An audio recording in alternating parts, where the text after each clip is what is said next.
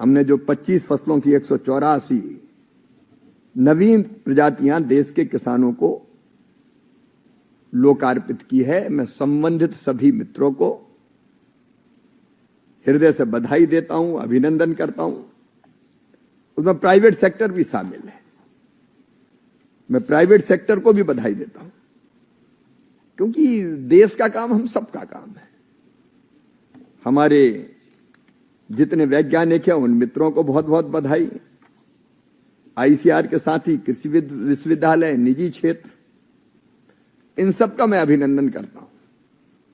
निजी क्षेत्र के संदर्भ में केवल इतनी मुझे कहना है कि अधिकतम लाभ कमाना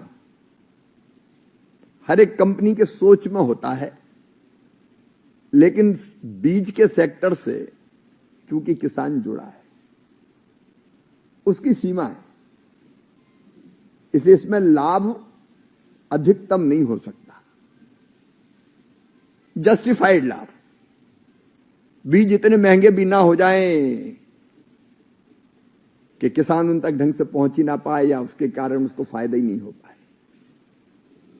अब हमारे पास ये अधिकार है कि असाधारण परिस्थितियों में हम रेट्स को कंट्रोल करने का काम कर सकते हैं, लेकिन हम ये भी चाहते हैं कि निजी सेक्टर में भी रिसर्च पूरी ताकत से हो। और देवेश जी ये बात सही कही, जाट साहब ने भी कही है, ये एक अच्छा कदम है कि हमारी वैरायटी अलग अलग किस्में जल्दी किसानों तक कैसे पहुंचे। कई बार हम लोकार्पित करके फिर अगले चरण में उतनी तेजी नहीं दिखाते। अब जैसे ही लोकार्पित होता है, मीडिया के माध्यम से खबर जाएगी, किसान हमसे कहने लगते हैं भैया वो बीज कब आएंगे। अब उसको किसान तक पहुंचाने में समय कैसे कम से कम लगे। अब हमने 3 साल टारगेट किया है देवेंद्र जी, कि आज अगर लोकार्पित किए तो 3 साल में किसान के पास तक पहुंच जाए।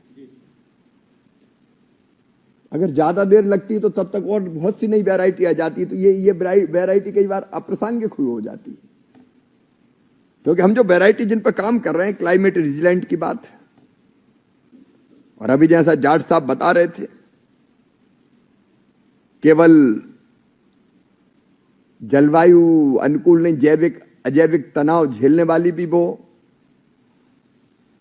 एसिड सॉइल में, सेलाइन सॉइल में हमको किस तरह की किस्मों की जरूरत है उसको ध्यान में रख के काम किया जा रहा है। फिर नेचुरल फार्मिंग, ऑर्गेनिक फार्मिंग,